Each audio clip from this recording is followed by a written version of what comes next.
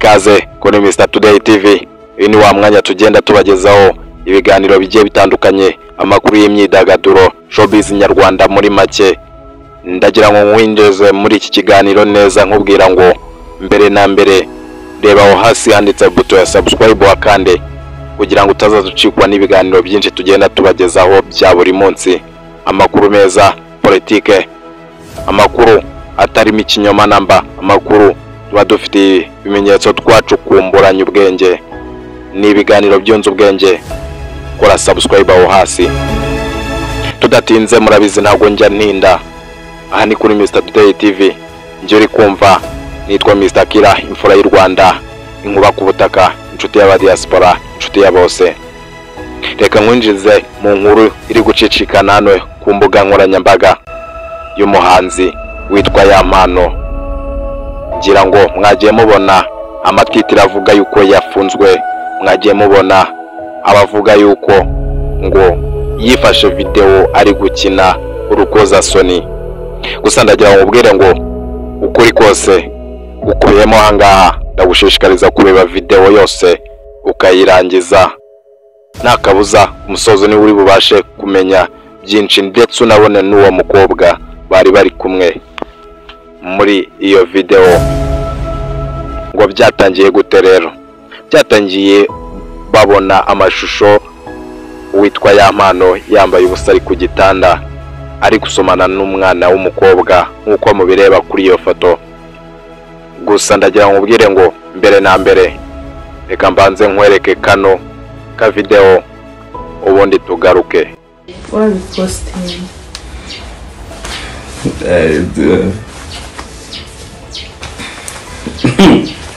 Ese reka ndebe.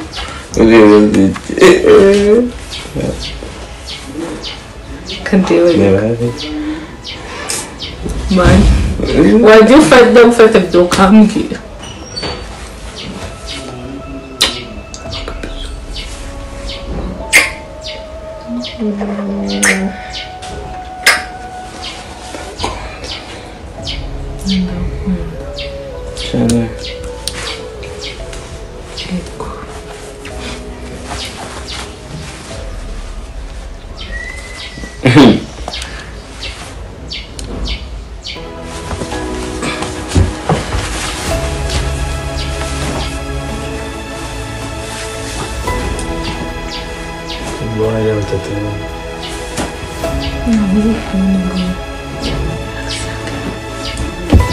Yampano ubwo ibintu bavuga ngo amavideo yawe ngo y'urukoza soni ngo barafite ngo barashyira hanze n'ibiki. Ntabwo nzi ukuntu byatangiye, wenda rudusobanurira. Ikintu cya mbere cyo navuga, man, tugira abanzi bo babaho, kandi abanzi bibyiza kuri wowe babaho. Umuntu ashaka ifata rwose akahita amena amata yawe akayajugunya. Urumva ntabwo rero najya mu bintu byinshi by'ibi bintu ngo by'amavideo. Urumva ibintu bitari ngombwa. Nanone ikintu Imana yakoze nuko ibyo bintu babuze aho biri, nanjye nabuze aho biri. Narebye na kamera baraneze ndayibara, ariko ikintu cyo navugaho ibyo bavugaga ntaho bitaniye n'ukuri. N'ukuri, ariko ukuri Imana itagize ukuri. N'ukuri kw'ikinyoma. N'ukuri kw'ikinyoma. Uko ngewe nje nkafata ibintu byawe ntabwo bitakureba, gashaka kubigira ukuri. Uba wumva se biraza guhinduka ukuri gute? Kandi hagati ya nyirabyo n'Imana imbere yabo ari ukuri kwabo. Baravuga ko ari amavideo yawe uri kuryamana n'umukobwa. Umukobwa se ntabwo mbivuga pe, ni ibintu by'ubugogi ntajyamo. Nkibaza ibyo bintu biraza kwangiza kariyeri no kumwangisha abantu, se birakunda koko? Nta ngaruka byakugizeho uvugishije ukuri? Ubona nta ngaruka byakugizeho? Ngaruka sinzi ukuntu, ntabwo nanzi mu mitwe y'abantu babyumvisha ukuntu bagiye babifata, ntabwo mbizi. Ariko icyo nzi nuko yaba umugore, yaba umupapa, yaba umwana, yaba ni ibintu baba bagomba umwana bagomba kuzaza akabicamo akabikora. Yego. N'abakuze bo baba bikora n'uyu munsi ari abari kubikora. Ubu tuvugana bara bari gukundana pe. Ubu turi kuvugana kino kiganiro. N'abari kukireba. Ari kubikora. So n'ubuzima. Bongera kandi basuhuze. Baryohera. Urumva? Ari kubikora. Rero n'ubuzima. Rero uva kwigira ishyano tugafata ubwo buzima bw'abo bantu. Gatuvuga ngo uriya muntu n'uri abari kubikora. Yakubikora nawe. Rero ukabikora niba wujuje imyaka. Niba ufite n'umuntu mwabikorana ajya kubikora. Uruhure mu mutwe urananiwe. Ufite ikibazo. Urameze gumerewe nawe kwikinisha. Murakoze cyane ngira ngo ubashije kubona nawe iyo video ubashije kwihera amaso.